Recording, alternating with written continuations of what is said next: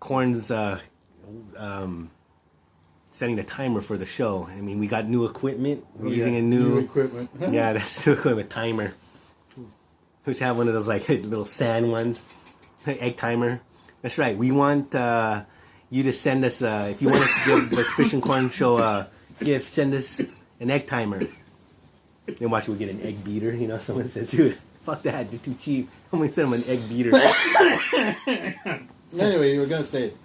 Oh, breakfast before breakfast. There was a time. Do you remember? I just thought about it, but do you remember? He used to say something Nosferatu or something. Like he'd say stuff like that. Oh yeah. He's got Tourette's, dude. I know.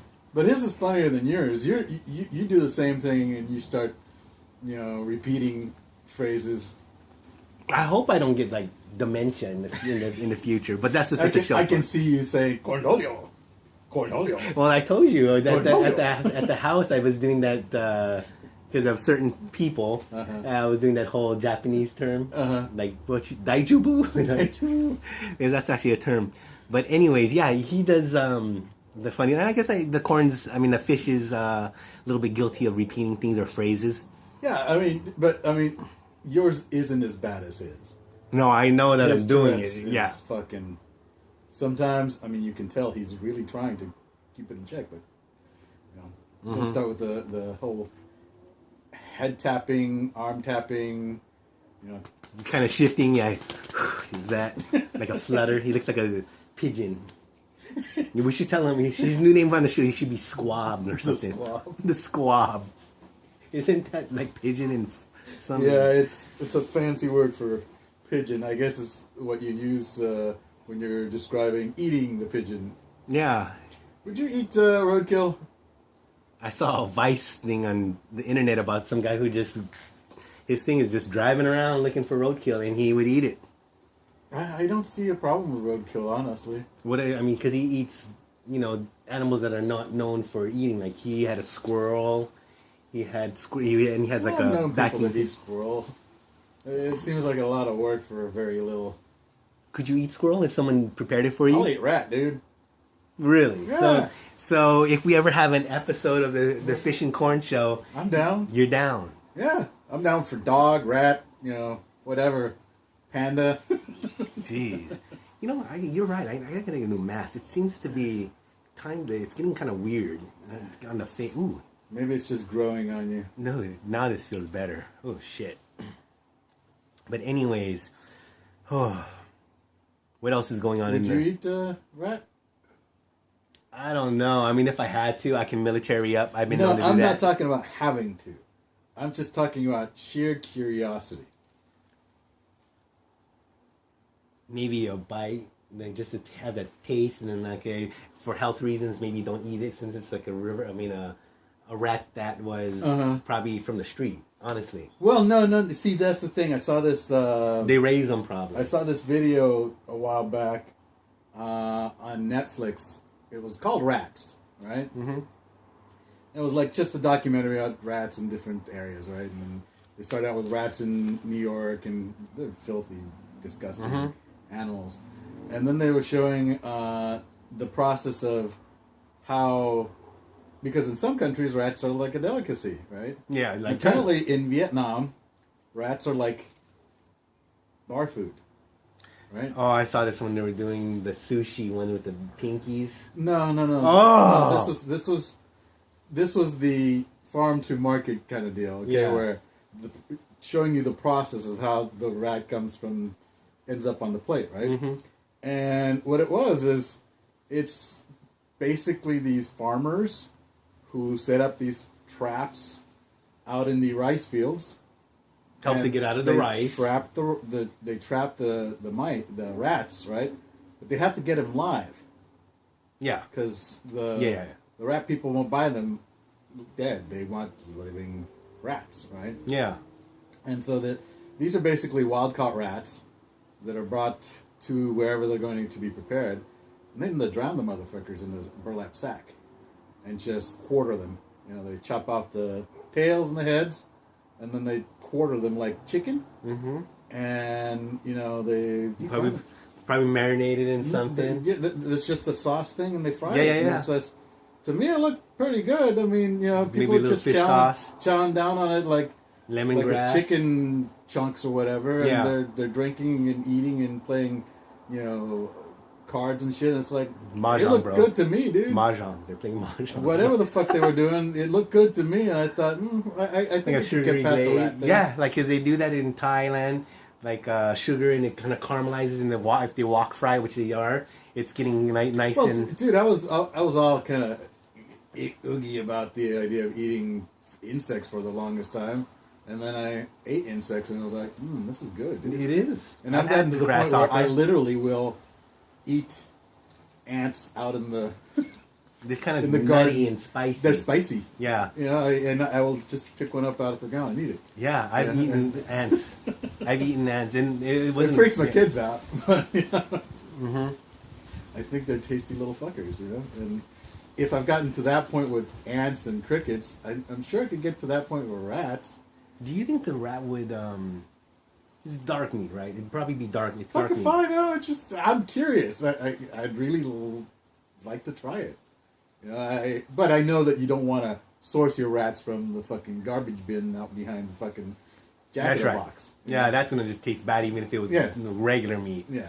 But the grain fed, because it's rice fed. Right, it's rice fed, wild caught rat. Okay, I mean, if you can eat rabbit, you can eat rat. Yeah, and it's probably cleaner than how they're making out tilapia to be these days. Yeah. Yeah, so maybe rat is a better, protein source. Well, no, I still think bugs are a better protein source. But the rat might taste like meat. It might give you a better tooth feel. Yeah. Maybe we should start serving rat here. No, I'm trying to think. Because, alleyway exotic kind of shit, exotic meat. Yeah. Yeah. There's going to be wisecrackers that they're actually would come if you can get away with it. Oh, I know, I would. Yeah. There's people that probably would do it. Well, I want to eat rats. I want to try it. You want to eat dog? Yeah, I want to eat dog. They say it's pretty good. I like horse. I like rabbit.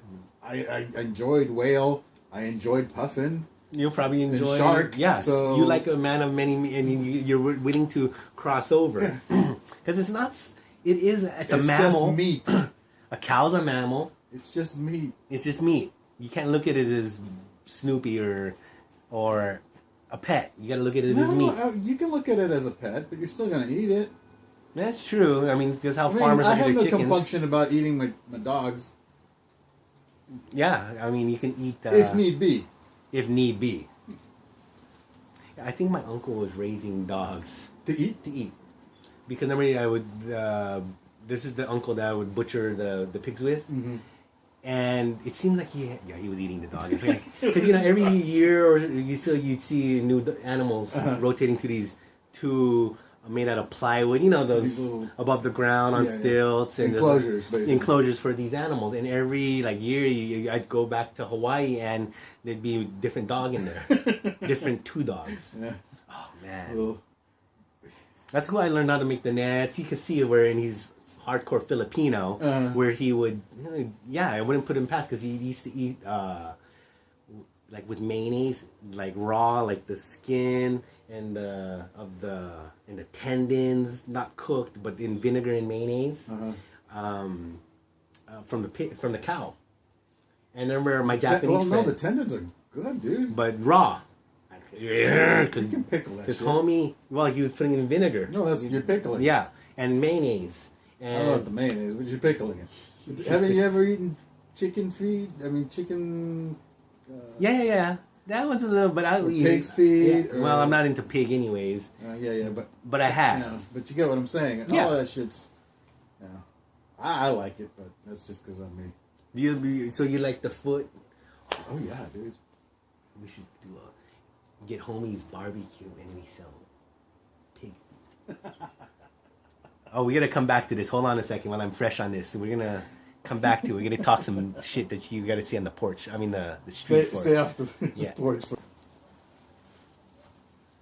All right, welcome back to the most wonderful show in the world. And we just have to talk a little bit of business on some other shit aside from the show. We do have lives here. Hey, do you remember Ed McMahon? Yeah, the announcer, good. Yeah, and he had that fucking sweepstake shit. You remember what he used to do before he did that? Wasn't he in radio or something? Or no, I'm talking when he was Johnny Carson's second banana. What did he do in the same time? He was on a show, wasn't he? Dude, Ed McMahon was to Johnny Carson what corn is to the fish. I'm your Ed McMahon, dude. Oh, because I'm basically kind of like hosting the show? Yeah. Okay. I'm the guy on the sidelines, blah, blah, blah, blah, blah, on occasion, throwing in my 10 cents. So, yeah, I mean, that's what the Fish and Corn show is all about, man. It's camaraderie. Except we don't have any orchestra or guests. We did have sponsors. We did have we just sponsor ourselves, but we did have a guest. I mean, the fish woman. Well, yeah, but she didn't even say nothing. Let's not forget what do you call it, Charlie? You know. Oh, that's right. Oh, that's right. But that's a real guest. That was a real. Because in an infinite universe, that really was here. That really was Sasha Gray's. Man, I'm gonna show you. Washcloth. Let me ask you a question. Oh, I guess that already answers. Going back to the philosophy of Charlie and the washcloth, because I was gonna ask you.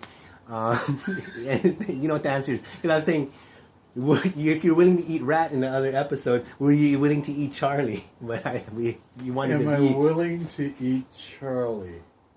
Is Charlie really Sasha Gray's washcloth? Yes, I'm talking. If you were in there and she was taking showers and threw you a bone, you're like, here's my washcloth. Yes. Because that's the thing we talked about, the whole laundry basket shit. Yes. Yes. See, that's the thing is that I'm not no rat eater, but I would eat rat if I had to. If that happened in an infinite universe, yeah, maybe, exactly. Yeah. Well, that's the thing, dude. You just come up as a come up. You know, if something cool comes up in your neck of the woods in your travels, don't run. Capitalize on it. Yeah, at least, it's sometimes maybe you wouldn't eat it, but you would definitely put it in your mouth or something to taste it. Yeah. Do I really want terry cloth in my stomach? Yeah, that's what I'm talking about. You can taste it just to get the idea. I like how you visualize this. And but rationalize those people that hop into people's backyard and they're the penny sniffer types? The penny sniffer type. Yeah. Well, I'm just being ridiculous. I can't really eat a washcloth. That's what I'm saying. That's some hard. I'm just thinking about it. It says, I might eat paper, but cloth, like a whole washcloth, that's a tough eating. But when it comes to that whole thing, it's more of a. Do I get to cut it up? No. You wouldn't add eat it. Add salsa to it. When I say roll it into a taco, maybe then I can swallow it. Well, no. I'm kind of going on the thing of more if of you're it just like fetishizing it and it's like how you eat a pussy or a dick or like you can't take it with like you. in oh shit, Dragon. Corn. Hold on, we gotta go to the excellent.